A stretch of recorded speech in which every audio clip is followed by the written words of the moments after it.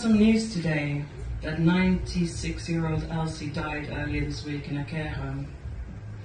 Her family didn't make it to her bedside. They were not even told she was at the brink of death, and they certainly didn't have a private jet to get there quick enough. Elsie died alone in her bed. When her family got there, they discovered that she was lying in her own urine and that she had been administered midazolam despite the express instructions of her son, who was her attorney for health and welfare. Elsie had worked until she was 72. Her and her husband, when he was alive, didn't have a gold carriage to travel around in.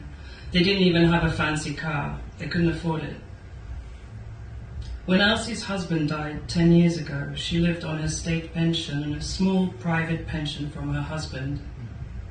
She regularly didn't switch on her heating in winter as she was worried about her bills.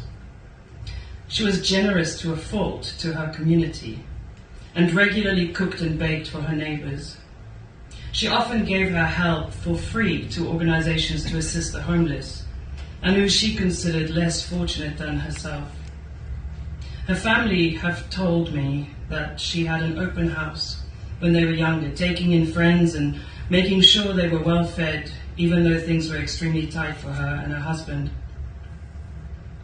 Elsie had been in her home for the last 6 years, as physically she had gotten frail. She was forced to sell her house to pay for care fees that cost her £60,000 a year.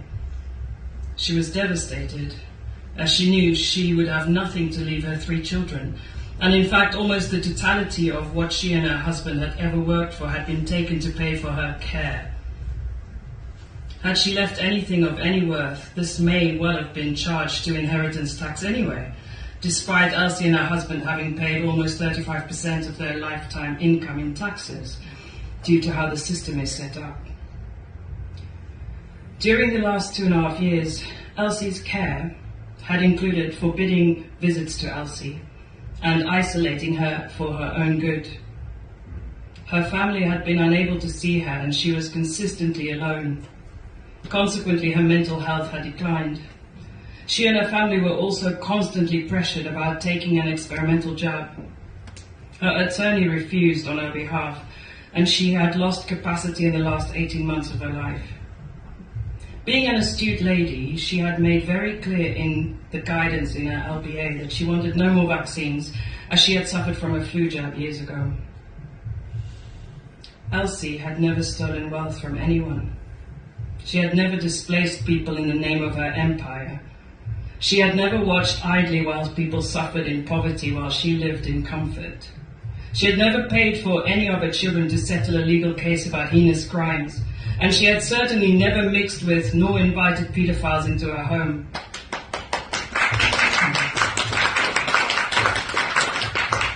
Elsie leaves behind 3 children. I will remember Elsie. I will mourn Elsie.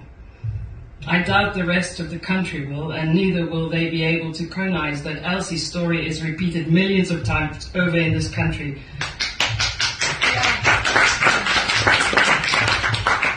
It is allowed by the very institutions that millions of people are now displaying ridiculous programmed grief about. The institution that has failed this country and allowed its politicians to run rampant with policies that have led to thousands of deaths. The institution that has caused damage and harm in countless countries. For me, it is about Elsie. It's not about the mass formation event currently taking place in this country. I remember Elsie and all the other Elsies like her, and I honor her.